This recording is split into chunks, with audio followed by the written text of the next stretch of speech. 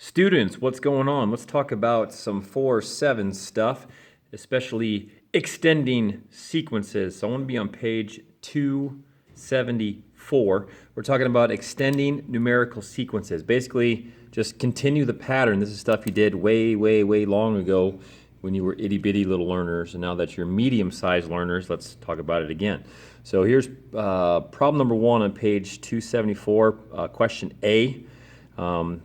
Pretty obvious what's going on here. Looks like you're just adding 3. So going from 5 to 8 to 11 to 14, yeah, you're just going plus 3. Okay, all the way across. Now I believe the math problem they want you to do is find the next 2 terms. So just add 3 to 14. So I believe the next term would be a 17, and then the next one would be 20. There you go. So I figured out the pattern, and I extended it by 2 more numbers. Let's do the same thing for part B here. We start with a 2.5, then a 5, then a 10. Oh, that's pretty easy. It looks like we're just doubling as we go. So let's double 2 more times. The next number would be 40, and then the next number would be 80. There you go. Double, double. Keep it on, keep it on. Pretty simple stuff. So here are the got it questions. Can you find the pattern and then find the next 2? Or using the number sequence given to you, can you extend it by 2 more numbers? You'll see problems like this on the test. So these are very simple ones. So let's see here. The reason I give you 4 is because not all numbers will be sequences. I may just give you 4 random numbers. So we'll talk about that when we identify arithmetic sequences. But for right now, let's just assume they all work out. So let's see here. Looks like we're going plus 6, plus 6, plus 6. Okay, cool. This looks like we're going plus 6 all the way across. 23 plus 6 would be a 29, I believe. 29 plus 6 would be a 35.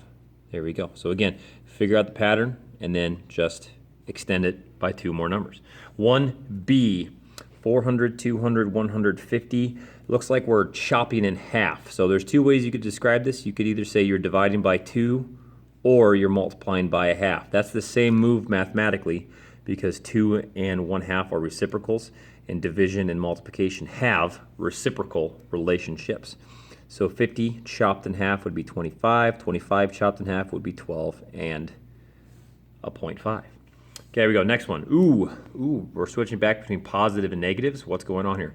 Biggest clue is if you're switching back and forth, you're probably multiplying by some type of negative. What type of negative we multiply? Looks like we're multiplying by a -2. Okay, it doubles and it becomes negative. It doubles and becomes positive. It doubles and becomes negative. If you double it and make it positive, it would be at a 32. If you doubled it and made it negative, we'd be at a -64. There you go. Figure out the pattern and then continue it to the next 2 examples. -15, -11, -7, -3. Are we just adding 4? I think we are. I think we're just adding 4 as we go across here. So plus 4 would get us to a +1.